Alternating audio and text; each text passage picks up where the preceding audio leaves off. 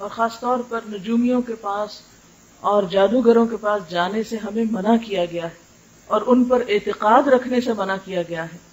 آج بھی آپ دیکھیں کہ بعض اوقات کچھ لوگ اس قسم کی باتیں کرتے ہیں کہ ان میں سے بعض سچ معلوم ہونے لگتی ہیں. تو بات یہ نہیں کہ وہ سچ ہے کہ جھوٹ ہے. پہلی بات ہے کہ ہمارا اعتقاد ہی نہیں ہونا چاہیے کہ وہ سچ ہے.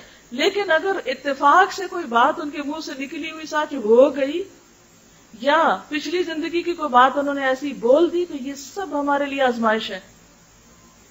ہمیں اس سے بچنا چاہیے کیونکہ بہت سے لوگ اگر منع کیا جائے تو حجت بازی کرنے لگتے ہیں. نہیں ہم نے خود تجربہ کیا ہوا ہے, سچ نکلتی ہیں باتیں, وہ فلاں نجومی نے مجھے یہ بتایا تھا. اس قسم کی تصدیق کرنا منع ہے.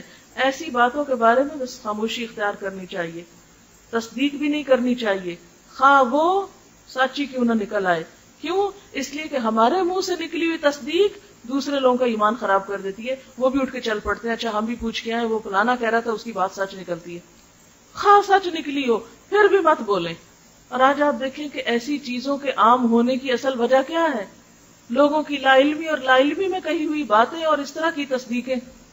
تو اگر بابل کے شہر میں ہاروت اور ماروت آزمائش تھے تو آج بھی اس قسم کے کچھ لوگ ہمارے لیے آزمائش ہو سکتے ہیں. وہ سچے ہوں کہ جھوٹے ہوں, ہمیں منع کیا گیا کہ تم نے ان کے پاس نہیں پھٹکنا, نہ آؤٹ آف کیوریوسٹی اور نہ آؤٹ آف فن, کیونکہ بعض لوگ صرف انجوائمنٹ کے لیے ایک فن کے طور پر صرف کھیل تماشے کے طور پہ چل پڑتے ہیں.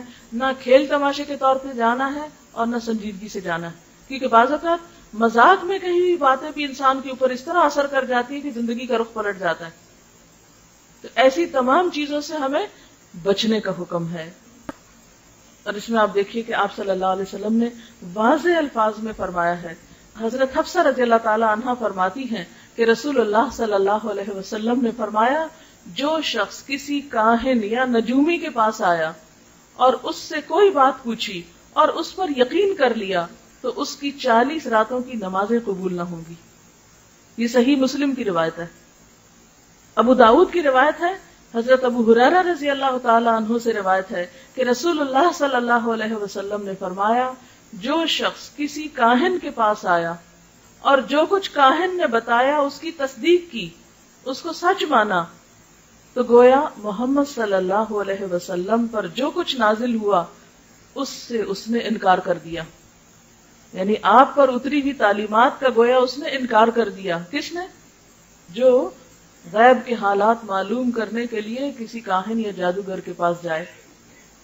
ایک اور حدیث میں آتا ہے, طبرانی کی روایت ہے, جو شخص کسی نجومی یا کاہن کے پاس اس لیے گیا کہ علم غیب معلوم کرے, پھر اس سے کوئی بات پوچھی تو 40 راتوں تک اس کی توبہ قبول ہونے سے رکی رہتی ہے. اور اگر اس نے نجومی کی بات کی تصدیق کر دی تو اس نے کفر کیا کہ ہاں اس نے تو بالکل سچ کہا اور یہ تو ایسا ہوگا, اور پھر وہ اس وہم کا شکار بھی ہو جائے. اچھا, یہاں ایک اور وضاحت کرنا چاہوں گی کہ بعض اوقات ایسا بھی ہوتا ہے کہ نجومیوں کی کچھ باتیں ہمیں حقیقت معلوم ہوتی.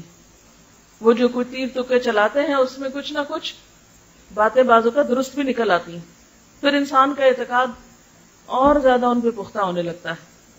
اچھا, بعض اوقات آپ نے دیکھا ہوگا کچھ لوگ کافی ریڈنگ کرتے ہیں, کافی ریڈرز جن کو کہتے ہیں, کافی میں قسمت تلاش کرتے ہیں. بعض لوگ بالوں کو دیکھ کے کچھ بتاتے ہیں, بعض اور اسی طرح کی باتوں کے ذریعے لوگوں کو ان کے حالات بتاتے رہتے ہیں, قسمت بتاتے رہتے ہیں. بعض اوقات ہاتھ کی لکیریں دیکھ کے بتاتے ہیں, بعض اوقات اور کچھ قیافے کرتے رہتے ہیں اور اس سے غیب کی خبریں دیتے رہتے ہیں.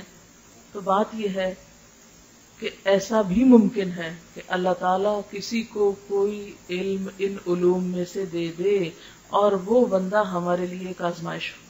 بالکل ایسے ہی جیسے بابل کے شہر میں ہاروت ماروت کو اتارا گیا تھا اور وہ سحر جانتے تھے اور سکھاتے تھے اور بتاتے تھے کہ دیکھو ہم تو فتنہ آزمائش ہے, ایسا مت کرو. لیکن لوگ پھر بھی سیکھتے تھے اور اپنا جا کے ایمان بیچتے تھے. قرآن پاک میں آتا ہے نا, وَمَا يُعَلِّمَانِ مِنْ أَحَدٍ حَتَّى يَقُولَا إِنَّمَا نَحْنُ فِتْنَةٌ فَلَا تَكْفُرْ, ہم تو فتنہ ہیں مت کفر کرو.